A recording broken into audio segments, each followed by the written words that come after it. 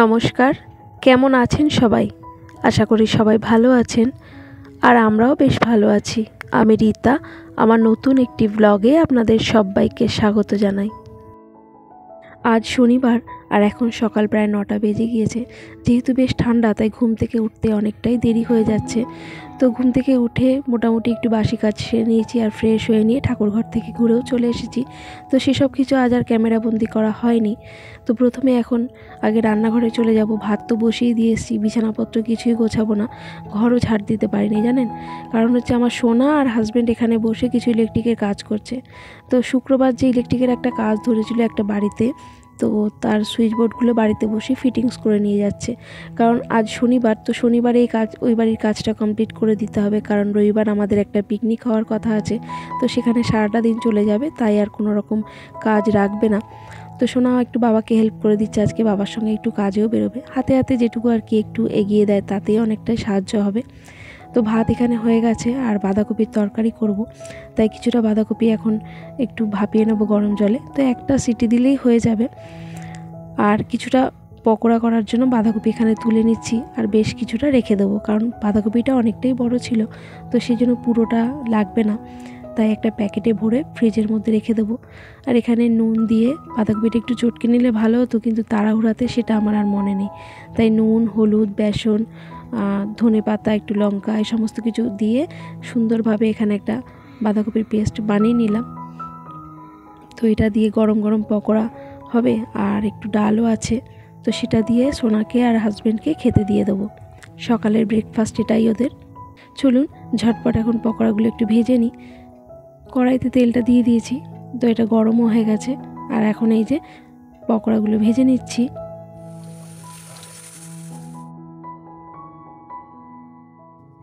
আর এদিকে বাঁধাকপির পকোড়াগুলো ভাজতে ভাজতে যে বাঁধাকপিটার তরকারি করব বলে ভাপাতে দিয়েছিলাম সেটা হয়ে গেছে, তাই এই ঝাঁঝরি গামলাটাতে তার জল ঝরাতে দিয়ে দিলাম।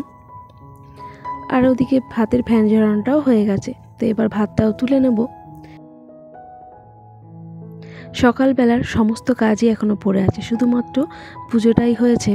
ঘর ঝাড় দেওয়া থেকে বাসন মাজা, বিছানা গোছানো সমস্ত কিছুই। তো এখন এসব করলে চলবে না। আগে রান্নাটার কাজে যখন এসেছি ভাবলাম তাহলে রান্নাটা করে নিই, কারণ হাজব্যান্ড আর সোনা দুজনে একসঙ্গে খেয়ে কাজে বেরোবে।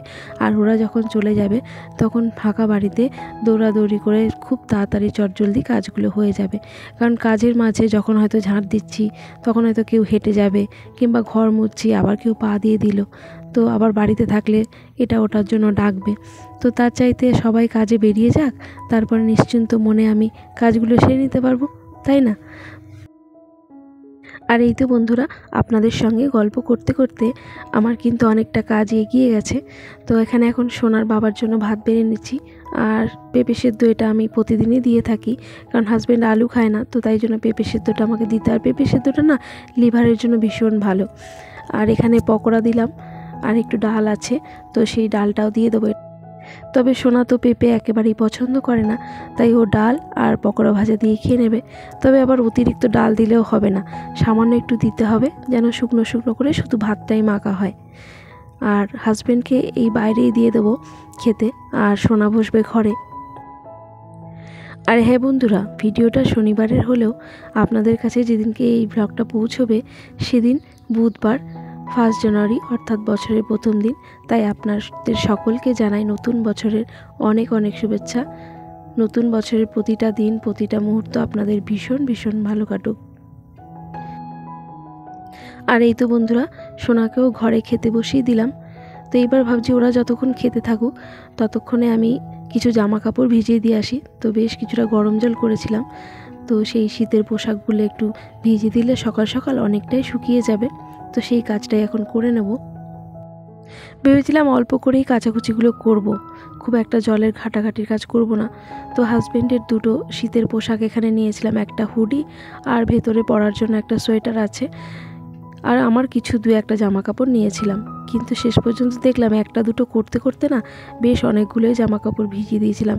তো আমার না এমনটাই হয়, ভাবি অল্প করে কাচবো, 2-1টা কাচবো, আবার ভাবি এইটা ফেলে রাখবো, ওটা ফেলে রাখবো, করতে করতে অনেকগুলোই একসঙ্গে কাচা হয়ে যায়।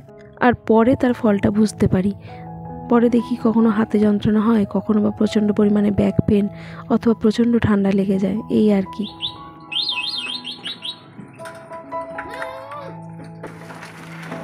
কটা আসবে? 2টো বেজে যাবে? বলছি 2টো বেজে যাবে?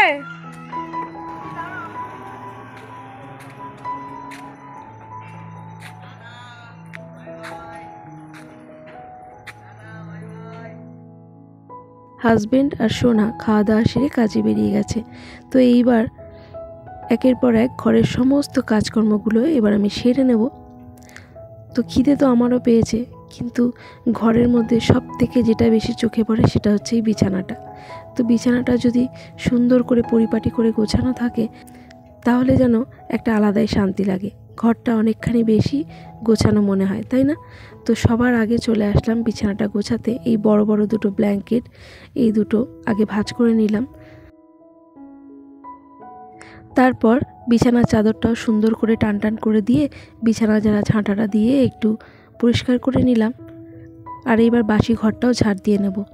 আর এইখানে বসে ওরা যে কাজ করছিল এই কম্বলটা পেতে সেটাও একটু গুছিয়ে নিচ্ছি। আর দুটো চেয়ারে প্রচুর জামা কাপড় এইভাবে ছেড়ে ছেড়ে ওরা রেখে দেয়, যেমন সোনা তেমনি সোনার বাবা। তো এগুলো প্রতিটা সময় এই চেয়ারটা যখনই ফাঁকা থাকে এর ওপরেই রেখে দেয়, হাজারবার বারণ করলেও শোনে না। তো এটা আমার প্রতিদিনের কাজ, এই জামা কাপড়গুলো প্রতিদিনই আমাকে ভাঁজ করে এইভাবে গুছিয়ে রাখতে হয়। আর এবার বাসি ঘরটাও একটু ঝাড় দিয়ে নেব। সকালবেলা তো ঘরটা ঝাড় দিতে পারিনি, তাই একটু বাসি ঘরে একটু জলের ছিটে দুয়ারের সামনে দিয়েছিলাম। আর বারান্দাটা মানে যেখানে আমি রান্না করি ওইখানটায় একটু ঝাঁট দিয়ে মুছে নিয়েছিলাম। তো এইবার সমস্ত ঘর বারান্দা সমস্ত কিছু সুন্দর করে একটু পরিষ্কার করে নেব। তারপরে বাইরের কাজ তো পড়ে আছেই। জামা কাপড়গুলো মোটামুটি একটু ভাঁজ করে নিয়েছি। তো এবার ঘরটা ঝাড় দিয়ে নেব। আর এর সঙ্গেই আমার বন্ধুদের কিছু মিষ্টি মিষ্টি কমেন্টে রিপ্লাই দিয়ে দিই। সুচিত্রা লাইফস্টাইল থেকে দিদিভাই বলেছে, শীতকালে বেলা কিভাবে কেটে যায়, কাজ শেষ হয় না, বেলা শেষ। একেবারে ঠিক বলেছে দিদিভাই, শীতের বেলা দেখতে দেখতেই কেটে যায়। সত্যি, কখন যে শুরু হয় আর কখন যে শেষ হয় কিছুই বোঝা যায় না, সময়ের সঙ্গে কিছুতেই পেরে ওঠা যায় না। অসংখ্য ধন্যবাদ দিদিভাই এত সুন্দর একটা কমেন্ট করার জন্য। এইভাবেই আমার পাশে থেকো। ইরা ডেলি ব্লগ থেকে দিদিভাই বলেছে, দিদি অসম্ভব সুন্দর একটা ভিডিও, চারপাশের পরিবেশ খুব সুন্দর, তোমার জন্য অনেক অনেক শুভেচ্ছা রইল। অসংখ্য ধন্যবাদ দিদিভাই তোমাকেও আমাকে এত সুন্দর একটা কমেন্ট করার জন্য। এইভাবেই আমার পাশে থেকো। আমার অসীমা দিদিভাই বলেছে, তোমার শরীর কেমন আছে রীতা? আমারও খুব ঠান্ডা লেগেছে, তোমার পেঁপে আলুর দমটা ভালো লেগেছে। দিদিভাই অসংখ্য ধন্যবাদ তোমাকে এত সুন্দর একটা আমাকে কমেন্ট করার জন্য। আর তোমার শরীর কেমন আছে জানিও, আমি এখন বেশ ভালো আছি। আর আগের তুলনায় ঠান্ডাটা এখন বেশ ভালোই পড়ছে। তো তুমিও সাবধানে থেকো দিদিভাই, ভালো থেকো, সুস্থ থেকো। আর এই তো বন্ধুরা, আপনাদের সঙ্গে গল্প করতে করতে আমার ঘরটা বেশ সুন্দর গোছানো হয়ে গেছে। টেবিলটাও একটু অগোছালো ছিল, সেটাও গুছিয়ে নিয়েছি। তো সম্পূর্ণ লুকটা আপনাদের একবার দেখিয়ে দিই।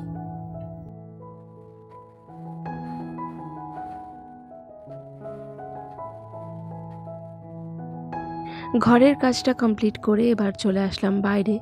যে জামা কাপড়গুলো ভিজিয়েছিলাম সেগুলো তো কাচতে হবেই, কিন্তু গতকাল রাত থেকে নিয়ে এখন পর্যন্ত খাওয়া দাওয়ার যত বাসন জমেছে সেগুলো এখন মেজে নিতে হবে। তো মোটামুটি আমি মেজে ফেলেছি। আর এই যে কিছুটা ছিল সেটাও এখন মেজে ধুয়ে পরিষ্কার করে এখানে জল ঝরাতে রেখে দেবো। তারপরে এই যে জামা কাপড়গুলো কাচবো। কিন্তু প্রচণ্ড পরিমাণে খিদে পেয়ে গেছে, কারণ ওরা বেরিয়ে গেছে, অনেকটা সময় হয়ে গেল। তাই এখানে একটু মুড়ি নিলাম আর একটু বাঁধাকপির তরকারি, আর তার সঙ্গে দুটো বাঁধাকপির পকোড়া, আর তার সঙ্গে একটু চা করে নিলাম। তো খেয়ে দিয়ে বেশ কিছুটা শক্তি সঞ্চয় করে আবারও চলে আসলাম এই জামা কাপড়গুলো কাচতে। ভেবেছিলাম সকাল সকাল এই কাচাকুচির পাটটা মিটিয়ে ফেলবো, কিন্তু তার হলো না। সমস্ত কাজ গোছাতে গোছাতে ঘড়ির কাঁটা প্রায় 12টার কাছাকাছি। তো ওই জন্য একটু হালকা করে মুড়ি খেয়ে নিয়েছি, কারণ আর 2-1 ঘন্টা বাদে তো ভাতই খেতে হবে। তো এই তো সমস্ত কাচাকুচি আমার প্রায় হয়ে গিয়েছে। তো এত বেলায় কেচে দেওয়ার পর আশা করি শুকোবে তো নাই জানি, তো কিছুটা জল ঝরে যাওয়ার পর আমার নতুন বারান্দার সামনেই এগুলো মেলে দিতে হবে। তো প্রতিনিয়ত আমাকে সেটাই করতে হয়, কারণ শীতের বেলা রোদের জোর তো আর সেরকম থাকে না, দেরিও হয়ে যায়। তাই এখানে কিছুটা জল ঝরে যাওয়ার পর ওই বারান্দাতেই দিয়ে দিই, আর জামা কাপড়গুলো শুকিয়েও যায়। আর মোটা জামা কাপড়গুলো একদিনে তো শুকায় নাই, প্রায় 2 দিনই লেগে যায়। আর এই তো বন্ধুরা, সমস্ত কাজ সেরে একেবারে স্নান করে চলে এসেছি। আর আজ মাথায় একটু শ্যাম্পু করেছিলাম, কারণ রবিবার দিন পিকনিকে যাব। তো সকাল সকাল তো শ্যাম্পু করা হবে না অতটা ঠান্ডার মধ্যে, তাই আজকে এই শ্যাম্পুটা করে নিলাম। আর শীতকাল, স্নান করে আসলে একটু মুখে টান টান ধরে, হাত পায়ে টান ধরে, তাই মুখে একটু ক্রিম আর হাতে পায়ে একটু তেল তো লাগাতেই হয়, তো সেটাই একটু করে নিচ্ছি। আর তারপরেই তো সিঁদুরটাও পরে নিচ্ছি। তো সোনার স্নান অনেক আগেই হয়ে গিয়েছে, তো ওকে একটু রোদে বসতে বলেছি। তো এরপর আমি আর সোনা খাওয়া দাওয়াটাও সেরে নেব, কারণ হাজব্যান্ডের আসতে দেরি হবে। তো শীতকালে বরাবর এটাই হয়, কারণ ও সকালবেলা যে একবার খেয়ে যায়, তারপর ওর দুপুরবেলার খাওয়াটা খেতে খেতে অনেকটা দেরি হয়ে যায়। তো সোনা অনেক আগেই চলে এসেছিল ওর বাবার কাছ থেকে।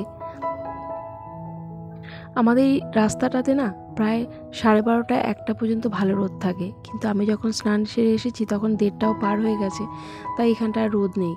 কিন্তু সোনার বাবার কিছু মোটা মোটা জামা কাপড়, যেগুলো শীতের পোশাক, এখানে মেলে দিয়েছিলাম, তো সেটা একটু উল্টে নেড়ে দিলাম। আর এখানে দাঁড়িয়ে একটু মাথাটা আঁচড়ে নেব, চুলের জটটা ছাড়িয়ে নেব।